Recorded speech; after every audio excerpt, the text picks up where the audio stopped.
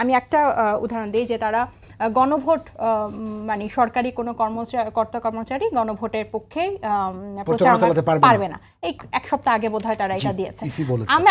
আমার বিশ্বাস এটা কোনো দল প্রভাবিত করে তাদেরকে এটা দেয়, মানে এটা তারা তাদের নিজেদের না। এটা যদি তাদের নিজেদের হতো এটা অনেক আগেই হতো। তাতে লাভ কি? মানে এটা হচ্ছে কারণ গণভোটের ব্যাপারে কিন্তু সবার স্বতঃস্ফূর্তভাবে প্রচারণা নাই, এটা আপনি একদম স্পষ্টভাবে দেখেন। আমি একটু আগেই বলছিলাম যে তারেক রহমান সাহেব একদম এক মাস পরে, কিন্তু আপনার সাবেক দল এনসিপি ওরা কিন্তু শুরু থেকেই ঘোষণা দিয়ে, যদিও তারা স্বাক্ষর করেন এবং জামাত ইসলামের আমির তিনি যত জায়গায় যাচ্ছেন সব জায়গায় কিন্তু বলছেন যে গণভোটে হ্যাঁকে জয়যুক্ত করতে হবে। শুনেন, শুধুমাত্র আসলে হ্যাঁ বললে হবে না, কারণ সাধারণ মানুষের মধ্যে আমরা যখন বলি যে সাধারণ মানুষকে গণভোটের ভিতর কি আছে বুঝছে না, আমরা বলি যে সে আওয়ামী লীগার, সে ফ্যাসিস্টের দোসর, তাই সে গণভোটের বিরুদ্ধে বলছে।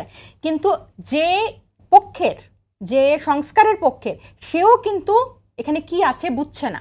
এটা খুব স্বাভাবিক, এটা কিন্তু খুব মানে আমরা যারা এগুলোর মধ্যে আছি তাদের জন্য যতটা সহজ, একজন সাধারণ মানুষের জন্য কিন্তু এটা বোঝা সহজ না।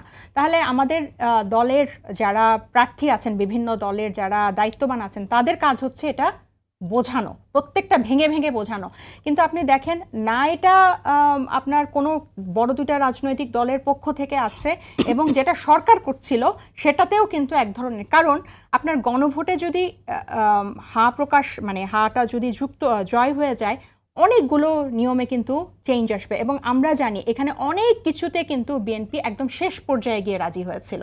সো আপনি শুধু গণভোটের পক্ষে হ্যাঁ চাইলেই হবে না, এটা একটা দায়িত্ব যে আপনি গণভোটটা কি কেন হচ্ছে সেটা প্রচার করা। এখানে আপনার 84টা প্রস্তাব আছে, হ্যাঁ, কোন প্যাকেজটা আপনার গণভোটে গেল, কোনটা নির্বাহী আদেশে গেল, এবং কোনটা পরিবর্তন হলে প্রধানমন্ত্রী, এগুলো কিন্তু খুব ভেঙে ভেঙে রাজনৈতিক দলের নেতাদেরই, মূল নেতাদেরই কিন্তু বোঝানোর কথা। কিন্তু আমরা কিন্তু এরকম কিছু দেখছি না, উল্টা প্রতিদিন, এই যে আপনি বললেন আর এক সপ্তাহ বাকি, অলরেডি 20 তারিখের পর থেকে কিন্তু তারা এই দোষারোপের প্রচারণাই করেছে।